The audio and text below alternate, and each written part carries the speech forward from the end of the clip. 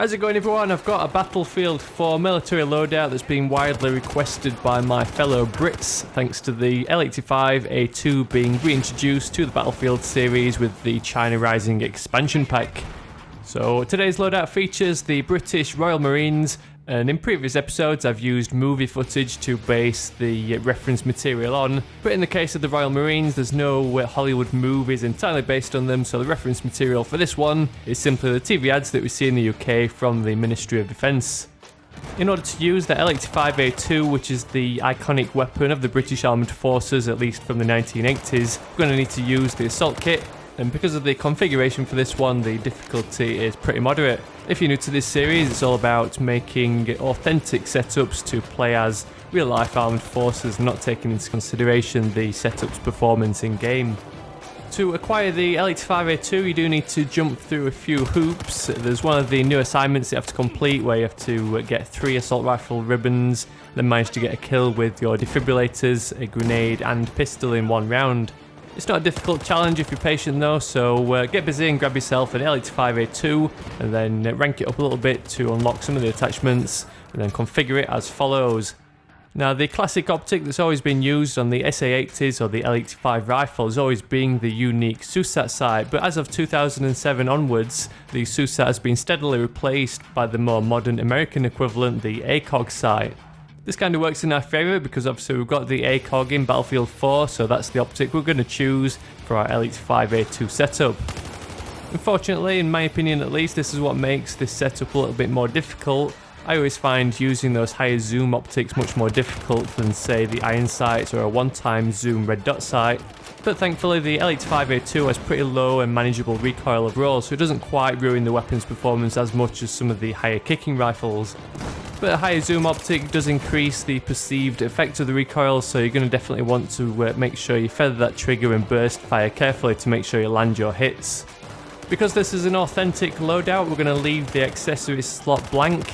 But another one of those improvements to the weapon since 2007 is the addition of a Vortex style flash hider, which has only been seen on selected units so far, but we can make a reference to this in game by equipping the flash hider under the barrel category. That's if you've managed to unlock this attachment via those battle packs. Then one more improvement we've seen to the L85 to take it from its A1 to its A2 designation is the addition of some Picatinny rails, which gives the user an option of equipping a hand grip and bipod combo. We could kind of make a reference to this and equip the vertical grip under the underbarrel section, but again this is a battle pack item that's quite difficult to get hold of. You could otherwise go with the ergo grip, but these two attachments only increase your hipfire accuracy, which doesn't really benefit the weapon's performance.